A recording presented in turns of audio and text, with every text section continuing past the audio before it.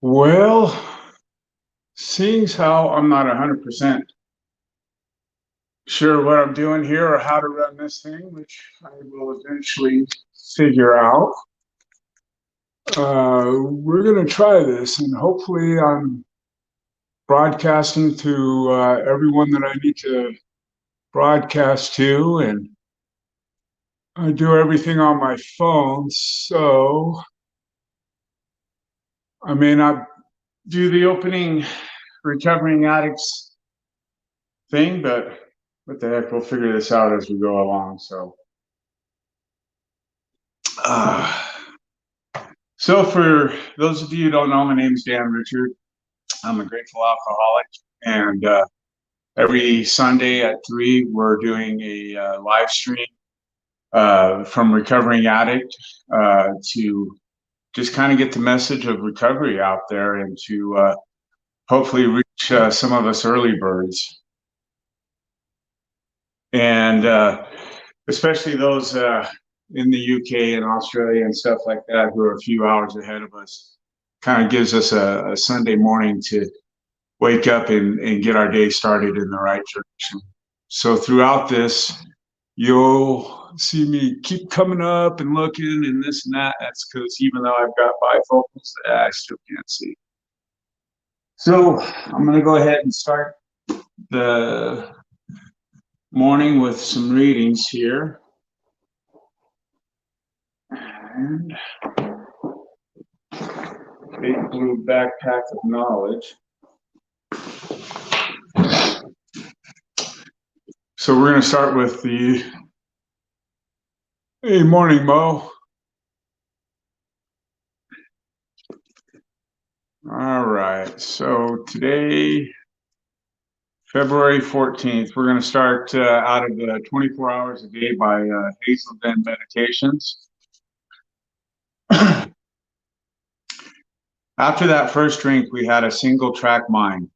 It was like a railroad train. The first drink started it off, and it kept going on a single track until it got to the end of the line, drunkenness. We alcoholics knew this was the inevitable results when we took the first drink, but still we couldn't keep away from the liquor. Our willpower was gone. We had become helpless and hopeless before the power of alcohol. It's not the second drink or the 10th drink that does the damage. It's the first drink. Will I ever take the first drink again? Meditation for the day. I must keep a time apart with God every day. Gradually, I will transform mentally and spiritually. It is not the praying so much as just being in God's presence that strengthens and curative power of this I cannot understand, because such knowledge is beyond human understanding. But I can experience them. The poor sick world would be cured if every day each soul waited before God for inspiration to live all right. My greatest spiritual growth occurs in this time apart with God. Prayer for the day. I pray that I may faithfully keep a quiet time apart with God. I pray that I may grow spiritually each day. And then out of the Tao,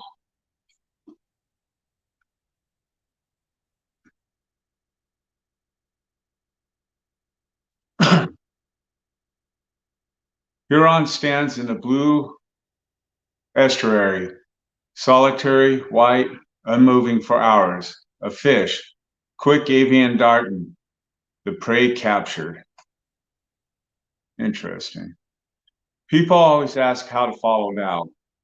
It is as easy and natural as a heron standing in the water. The bird moves when it must.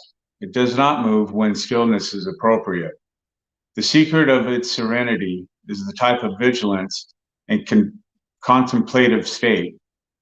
The heron is not in mere dumbness or sleep. It knows a lucid stillness. It stands unmoving in the flow of the water. It gazes uninterrupted and is aware. When Tao brings it something that it needs, it seizes the opportunity without hesitation or deliberation. Then it goes back to its stance without disturbing itself or the surroundings. Unless it is found in the right position in the water flow and remain patient, it would never have succeeded. Action in life can be reduced to two factors: positioning and timing. If we are not in the right place at the right time, we cannot possibly take advantage of what life has to offer us. Almost anything is appropriate if the action is in accord with the time and the place. But we must be vigilant and prepare. Even if the time and place are right, we can still miss our chance. If we do not notice the moment, if we are inadequately, or if we hamper ourselves with doubts and second thoughts, when life presents opportunities, we must be ready to seize it without hesitation. Position is useless without awareness, and if we have both, we have no mistakes. That's very interesting. You know,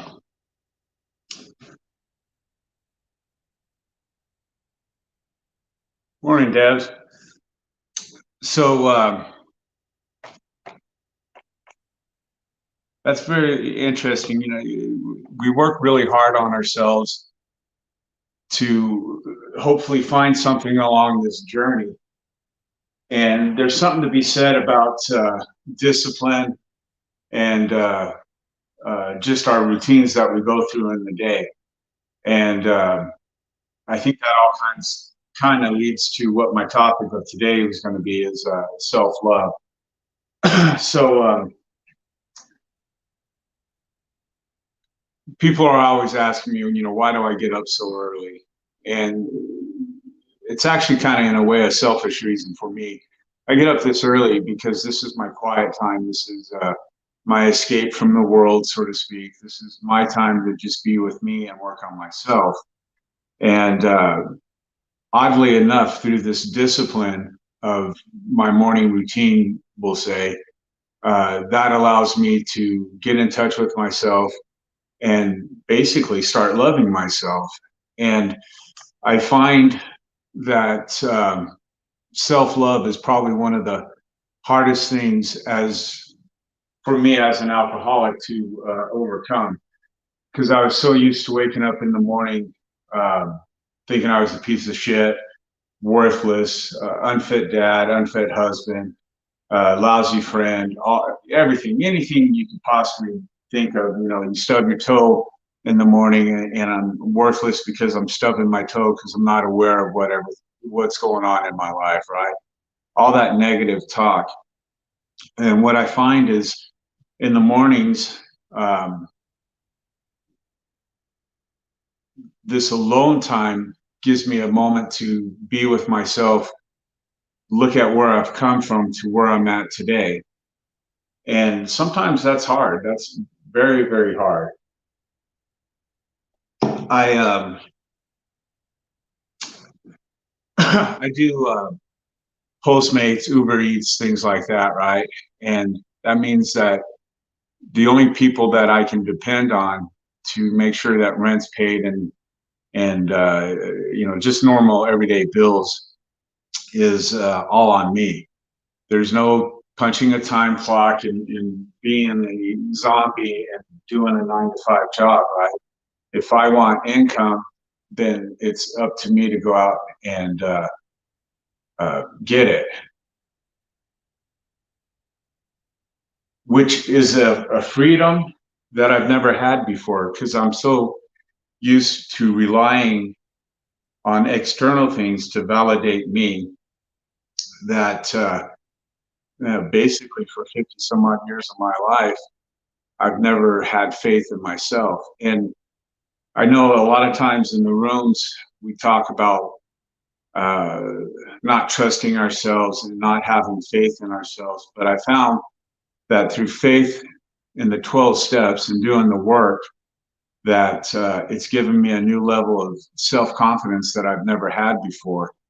And in doing that, it's actually put pressure on me to have to look at myself in the mirror and find out if I really know that person staring back, or if it's just some image that, you know, for me anyways, it's so easy to just go blindly into the mirror and shave and do my thing and not even see the person who's staring back. And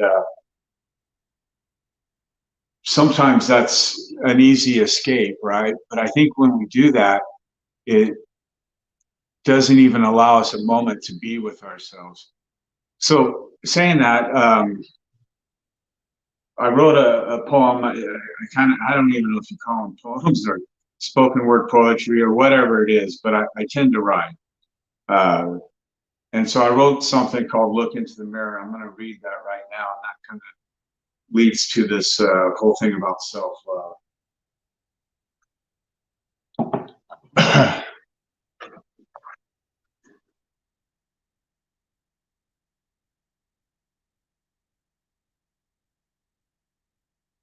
Hey, thanks, Debs. Uh, so this is called Look Into the Mirror. Today, as I sit and write, I'm flooded with thought and some fright that the life I live might be overlooked. What I seek, I have read in many books, but I have not practiced one. This caused me to look at myself as the author of my own life. I have to realize that heaven or hell are not merely an afterlife, but a life to live in the presence of the now. The moment of this day, the decisions I make that afford me the opportunity to choose whether or not heaven or hell is here on earth or in my mind where my turmoil lives, to boil and stew over every indignatious remark I've thrown at you. It's you. It's you. It's you, you fucking fool. How toxic this environment has gotten as I'm blaming everyone, especially you. Look into my eyes, I demand, as I start to raise my hand.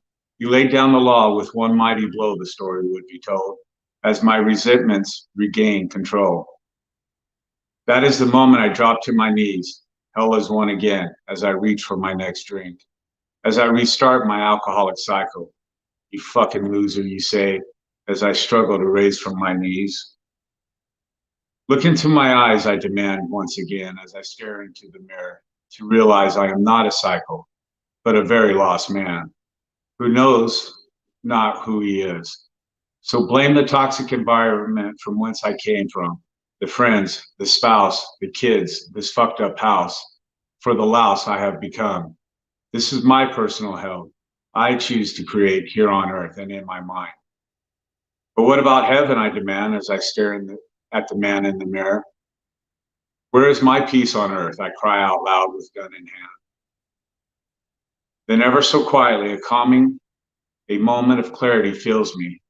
Look into my eyes, I demand, as I stare into the looking glass with no glass in hand. The man, the sober Dan, stares back at me, only to say I love you no matter what. I drop once again to my knees, this time with comfort of ease, as that of a warm embrace from my higher power. The acceptance of myself for who I am, not what others have made me out to be. Resentments? Yeah, I have a few. Do I still blame you? I do.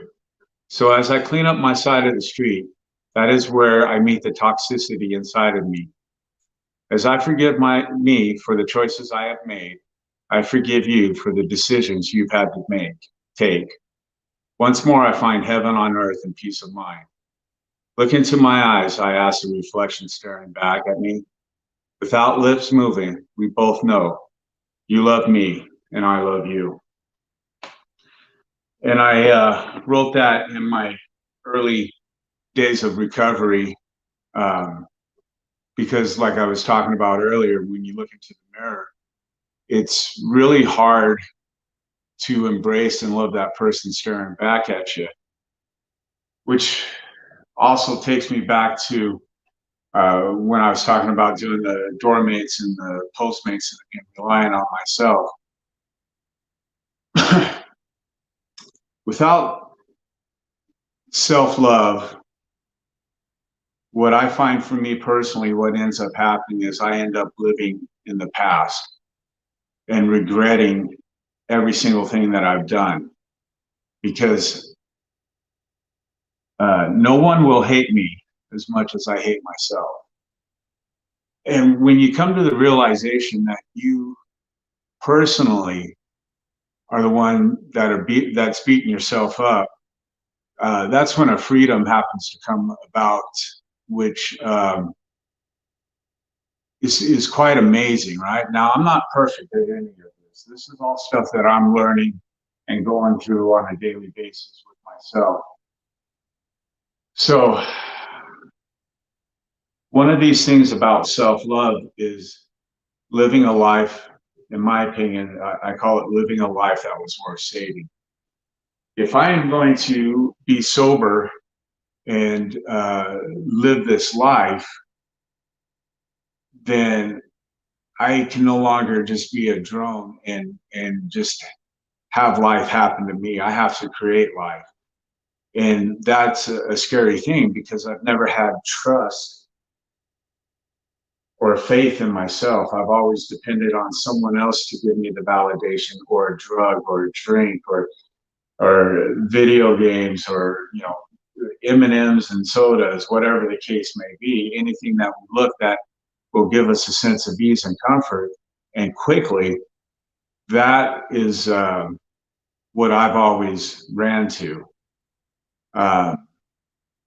So I listen to a lot of motivational stuff, and I've got a couple of people in my life.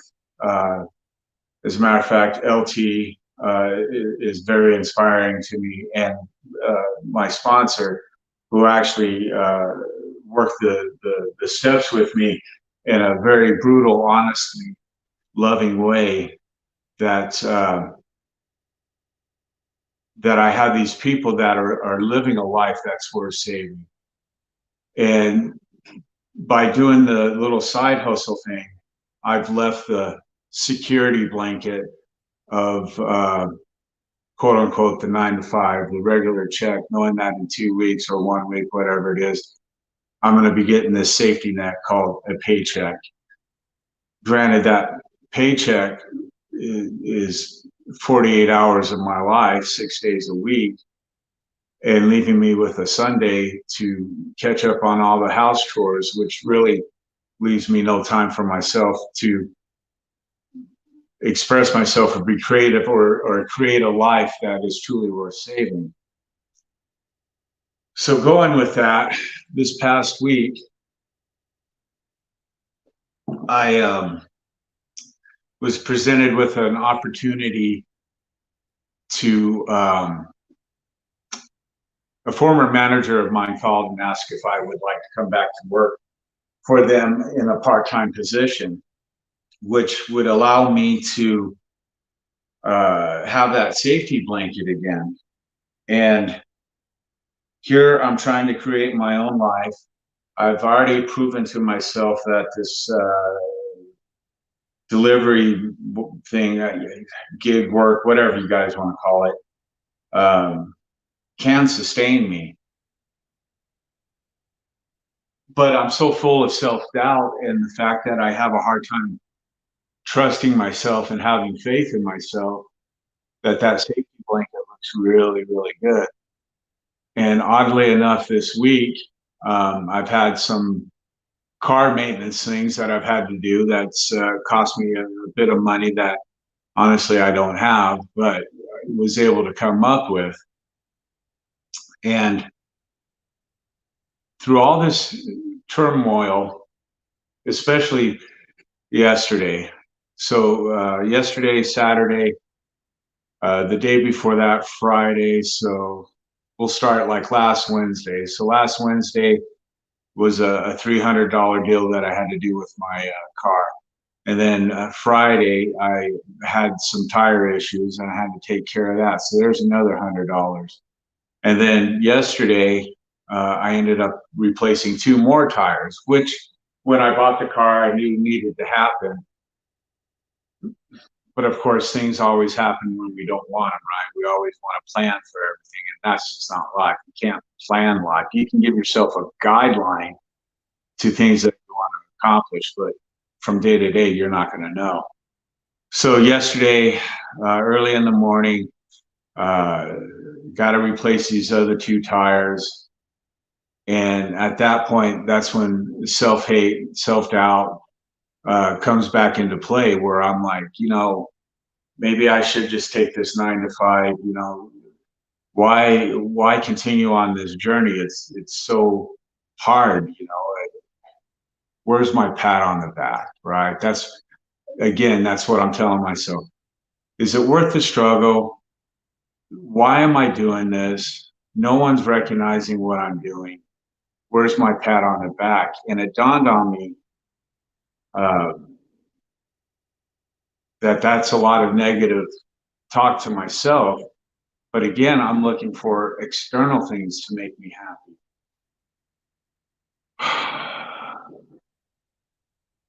And I'm actually coming to that realization right now, so hence the pause here. But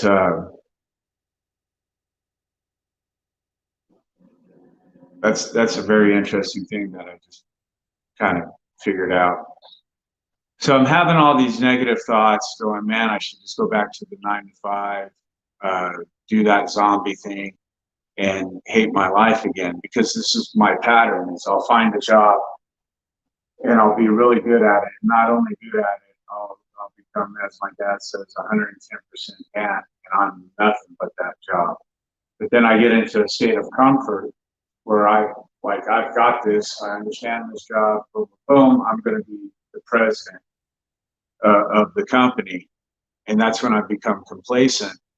And then I end up drinking, losing the job. But with this gig work that I'm doing, it changes every day. But there's only one boss, and that's me. And how much I make depends on me.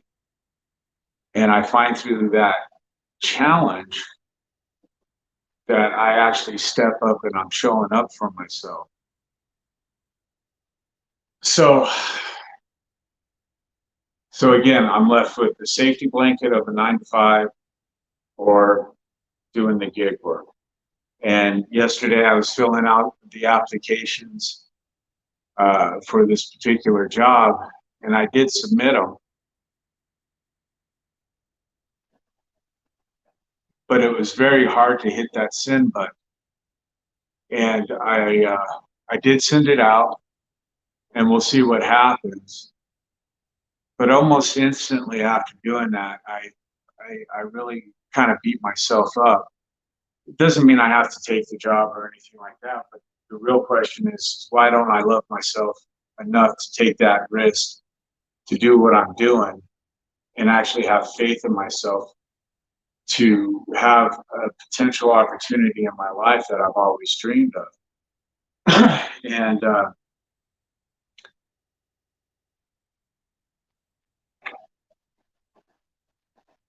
And that's a really scary thing. So, yesterday I'm sitting outside the tire shop and I'm beating myself up. And that's the cool thing about sobriety. If yesterday happened any other time in my life, it would have been, screw this. I'm off to the liquor store, although the liquor store was closed. So I probably would have been off to Listerine, as most of you know my story. And then total obliteration, which would have solved no problems at all and created more problems. But yesterday, I got to basically have a self-pity party, be upset at the world, doubt myself, and just do all the terrible things that we do in our mind. I'm a loser. I'm 50 some odd years old. I am delivering food. I mean, what happened to the career? All that craziness that runs through my head. I'm unlovable, the whole 9 yards.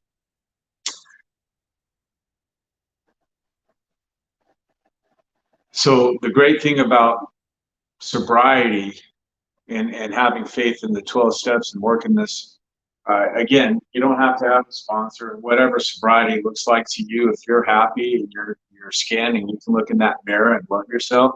I'm all for it. I'm not preaching one way, and I'm not saying that you have to do it a certain way to have sobriety. What I'm looking for is, it used to be happiness. So I just want to be happy. Problem with that statement is, if you don't have those downtimes, um, you will never know what happy is. If I don't have that experience of beating myself up, so to speak, on the tires, I'll never know what a satisfying life could look like, right? Because I go through all that self-doubt, self-hate and everything, but because of sobriety and working these 12 steps, I realize when I'm in this funk, I get to see what's going on and realize, at least in my case, that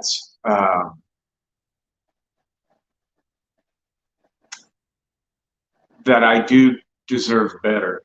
There's a song I listen to. Basically, one of the choruses, "Fuck the bottom, I belong at the top." And for the longest time, I always felt like I belonged on the bottom. So when you're flipping that and you want to be on the top, it's not an ego, look at me type of thing. That's not the top I'm looking for. I'm looking for a satisfying life. And I'm not 100% sure what that looks like. And even when I find it, will I know that I've found it? I don't know. But I do know that my life with these struggles that are going on right now has opened my eyes to a purpose that is way bigger than me. So we always say in AA, we want to spread the word, carry the message, to give away what was freely given to me or to us. And the cool thing about this is now I get to share my message of recovery in hopes that maybe one of these things will help other people, or help someone or some person or something in their struggles in their daily life. Self-love is a cure to feeling like you have no energy, like you're a piece of shit, like you're not worthy. Self-sabotage. I talk to my dad on a daily basis, and one of the things that I always said was that I was afraid of success, and because of that mindset, I would always self-sabotage all these jobs and things that I thought were going to be going to be my future. But as I've been doing this work and stuff, I realized it was never a fear of success that held me back. The self-sabotage was because I was afraid to trust in myself. And that kind of brings it back almost full circle in a way to the decision of taking the 9 to 5 or doing this gig thing. If I look at the 9 to 5, I know I'm going to have that safety blanket. If I take the gig stuff and I continue to do that, then there's nothing but me to have faith in. I've got to trust myself in the process. And there's pros and cons. And, basically, guys, this is probably a sounding board for me just throwing this all out here, but, this is kind of what's going on in my life. But as I talk to this phone and to everyone out here, I've pretty much come to the conclusion that I'm probably not going to take that job. And the reason is again, I do like to do a lot of writing, and I've horsed around with some videos and some stuff like that that I put to my poems. Through this gig work, I've met a few people, and it's sparked a new interest in writing. It's sparked a creative side of me that I've not had for a long, long time. Uh, Also, yesterday or the day before, I had a friend come by who was upset. And because of the way my flexible schedule is, I was able to sit and talk with him and to help a fellow alcoholic, you know. And these are things and opportunities that I'll never have if I do a 9 to 5. Um, so the question is do I love myself enough to take this leap, to jump off this ledge? I mean, we all know there's only three things that can happen. Either I crash and burn, I land on something soft, or I spread my wings and fly. And I think I've just talked myself into to saying no to this job and not actually relying on myself, which again comes back to the self-love. Do I love myself enough to take this leap of faith and to live a life that I've only dreamed of? Or do I go back and hide? Boy, very, very interesting. Another thing is, you know, I have to remember I'm enough just as I am. In my bathroom on the mirror, I have the saying, I'm possible. The past does not define me, it refines me. Love you, Dan. And that's something I have to remember every single day, that whatever happened in the past, yep, I take full responsibility for everything that's happened, because those were my choices, and the damage that I did to people around me was me, no one else to blame. Um, but it doesn't define me today, right? So anyone can say whatever they want. Oh, Dan's just a drunk, passed out, listerine, drinking fool. Well, you know, yesterday maybe that was true. But as of today, right now, in this moment, and this breath, as you're describing me or whatever's going on, that's not true. That's not who Dan is today, or at this moment, you know. So just as we talk about to make a diamond, you know, what's that take? Coal and a lot of pressure. So I can see the pressures of my life from last week transforming me into something, again, like I say, turning this life into a life that was worth saving. The fact that I had all those issues with the vehicle, I still managed to get the money to fix them. I still have a place to stay. My cat still has food. I still have food. I don't have a lot of shiny things, but are those shiny things important? You know, do the shiny things say who I am, or are those shiny things to say, look at me, I want the attention because I'm not getting the attention I need from myself? And man, it's such a crazy ride, because you know we deal with this every single. When I say we, I assume that everyone kind of goes down the same road that I'm doing, right? But everybody's road. Well, to be honest, actually, we all live the same road. We all travel the same road when we're talking about addiction and alcohol. The only thing that's different are the details.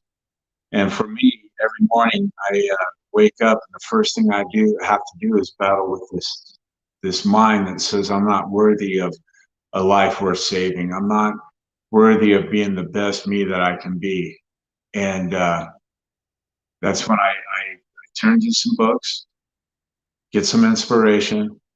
I throw on some motivational speeches to get me going. And that's the hardest thing is it goes back to discipline, because discipline is self-love.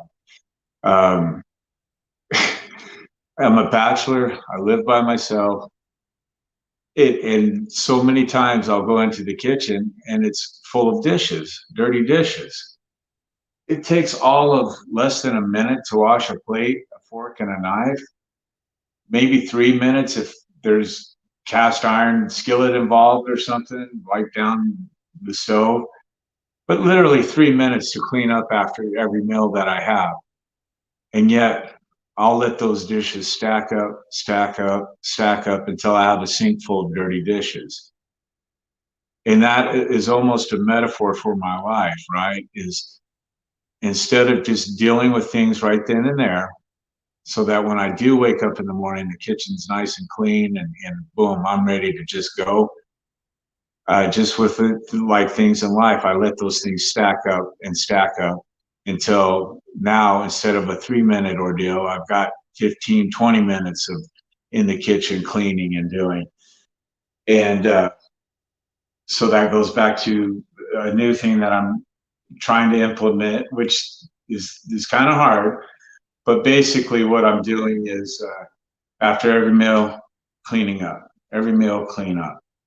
I'm a week into it, and I can already see that I left a plate, a fork, and a knife in the sink last night. Why? Oh, I'm too tired to do it right now. I just want to go to bed. I ate too much. I'm full. You know, all these excuses, and those excuses are me in a roundabout way, just saying that I don't love myself enough to take the steps necessary so that future Dan is set up to live the most powerful life that he can. And that to me is an amazing thing. And I've been thinking a lot about it. It's not so much,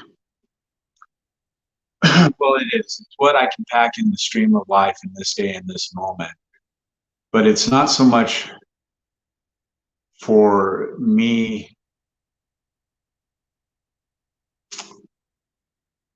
Well, it kind of is. It's setting myself up. Again, this goes to a morning routine, you know, being one with yourself, do some writing, reading, whatever it is that you like to do in the morning. That sets you up so that you can have the best day possible for that day.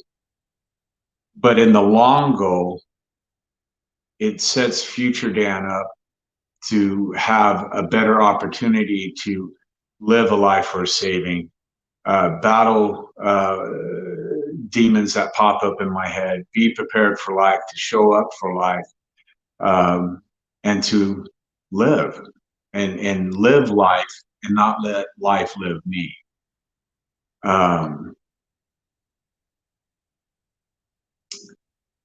So some of you have probably heard the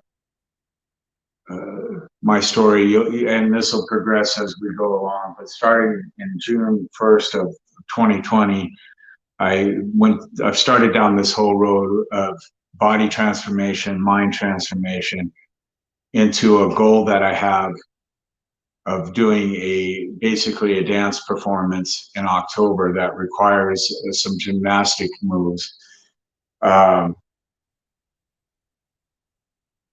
So I think a key for finding self-love is to have goals. Now, a goal is different than a purpose. And as I go throughout this journey, I've been able to kind of separate the two. I have the goal of in October doing this performance, but my purpose in life is not to do the performance. Hopefully, what it is by achieving this goal, I have a more powerful story to share to recovering alcoholics and addicts and people of all ages. But specifically, I'm kind of focusing towards people who are in their, well, like me, early 50s, right? Most of us grew up thinking we find a job, we're with that job for, you know, the rest of our lives, whatever, retirement, we get the golden watch, boom. And then retirement, we go live our lives, right?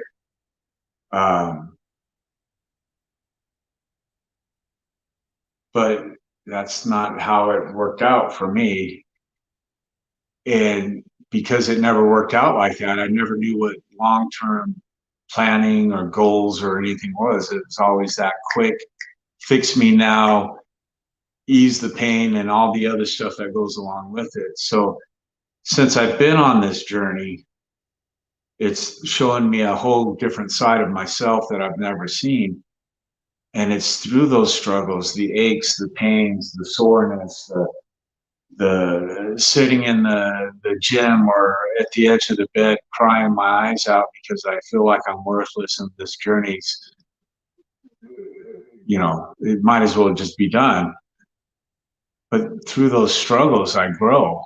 And what I'm growing into is love for myself, which is a whole nother thing that I've never experienced before. To be able to look into the mirror and gaze into your eyes and not just slightly gaze, but look deeply into my eyes and realize that I truly love that person that's staring back is something I've never really experienced. And it is going through it's by setting a goal and having the discipline and the consistency of every day, one little this, one little that adds up to eventually I'm going to hit this goal. And then to not only have a long-term goal, but to see a purpose beyond that goal makes life very interesting. It doesn't make it any easier. We got the ups, we got the downs. We've heard it all before. Life's a roller coaster. You're going to have your ups and downs. And, life's a bicycle. You're always changing gears. And, all these cliches that we hear, the reason we hear them so much is because they're true.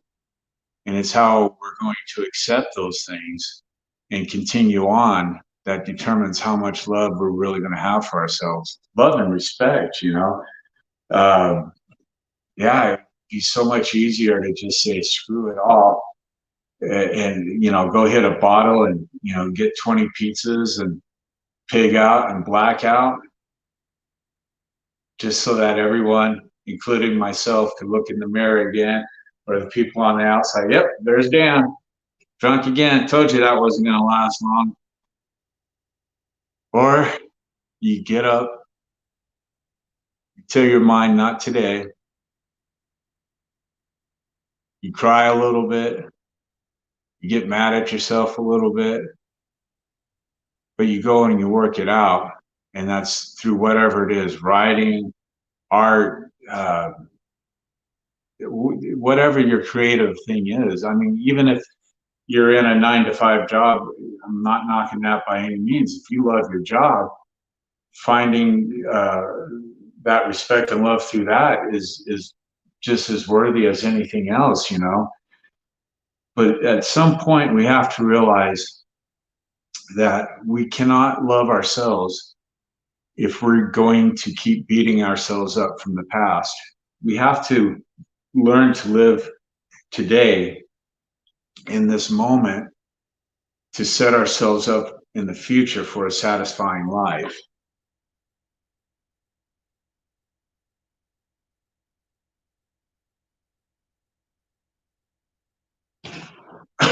um,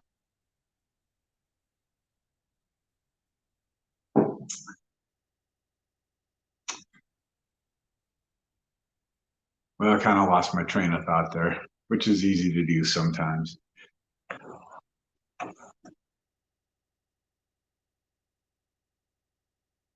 So then this goes back to finding a goal and a higher purpose, right? Or a purpose. If I'm to do anything with my life, I must love myself first.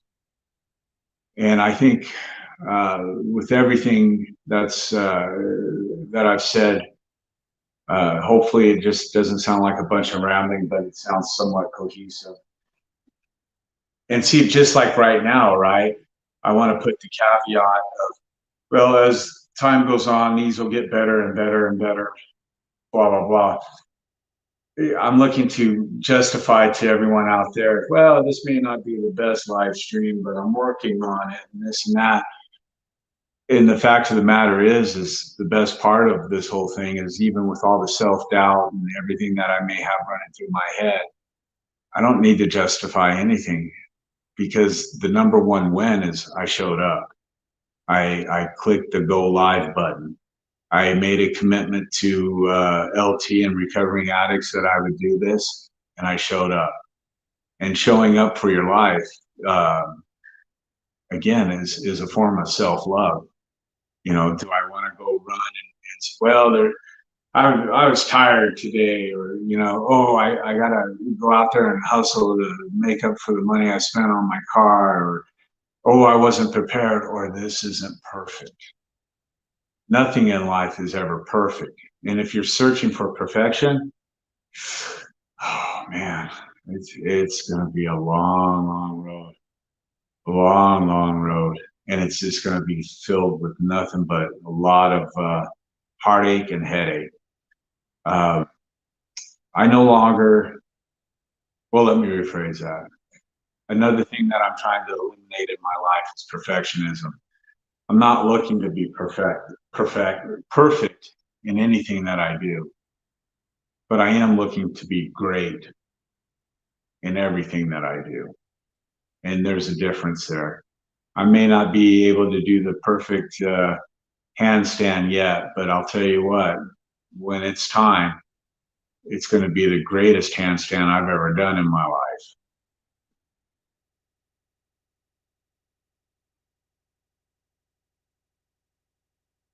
Hey, thank you, Lilith. Um,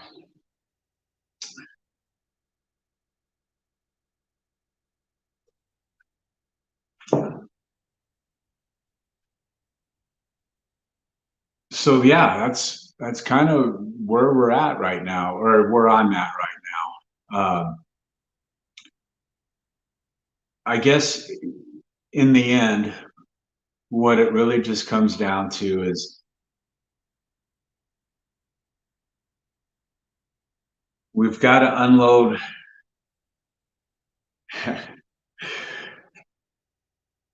We don't have to do anything. Like I said before, you guys, we're here as a community to help each other accomplish whatever we're looking for in life. Uh, so when I say we, I'm trying to be inclusive, but what I really mean is, for me personally in my life, I have to let go of that backpack of the past and start loving me for every little idiosyncrasy that I have in my life. And then if I don't like that certain aspect of it, then I have to be willing to change. And again, what I find is that all comes through discipline and consistency. I had a funny thing happen the other night. Uh, I'm not a gambler, um, uh, but I found myself in a situation where I was able to join a poker game. And oddly enough, what I normally have done, like if I go to Vegas or whatever in the past when I would gamble, man, I knew exactly how many coins, how many chips I had, and I'm forever counting them, making sure am I up, am I down. And I found myself last night doing the same thing. I started to count everything, and I said, wait a minute, this is just whatever. It's a friendly game. It's no big deal. It's not that much money. Why do I need to count it? Why not just let life roll? Why do I have to be so concerned with every minutia of this game? Why not just sit there, live in the moment, and enjoy it? And in the end, uh, basically, I ended up winning. Me and this other guy, basically, we tied and split the entire pot, and I walked away winning. And that's because I wasn't focused so much on how much money I'm going to get or how am I going to do this, but I was in the moment and enjoying life. And again, this goes back to last week with the money that I spent on my car. Yeah, it's hard. and no, I don't have that extra money. And yeah, I was grumpy. You can ask my dad. I didn't even want to talk yesterday. I talked for half a moment. I'm like, I'm out of here, man. I don't want to hear anything you have to say. I'm pissed at the world. I'm gonna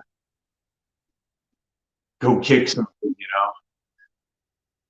But again, that was me trying to focus on just the money part or this part of it, and not realizing that through spending that money on the car or enjoying just the moment, it actually gives future Dan a better start to next week, because now I no longer have those concerns of mechanical issues with the car.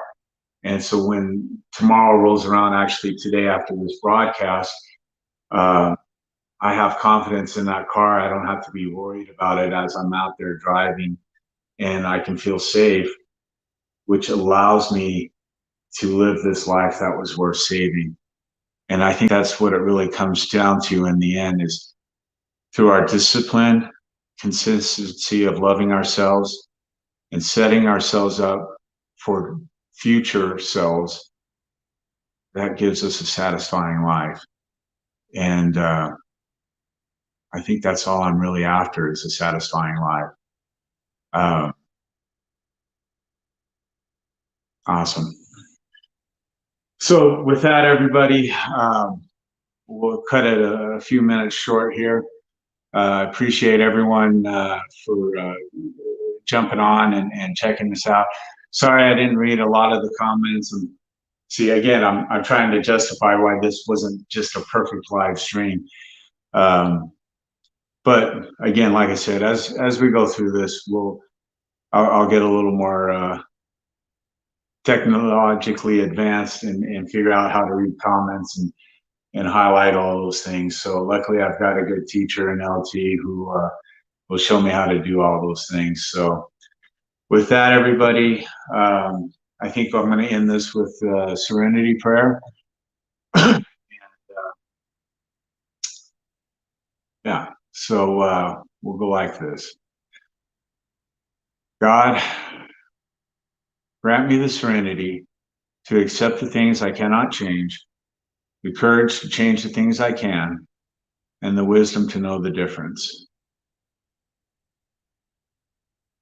And I'll end it like this. No alarm needed. Wake up. Fuck the bottom. I belong at the top. Sobriety is a reality. Love y'all. Have a wonderful and powerful day.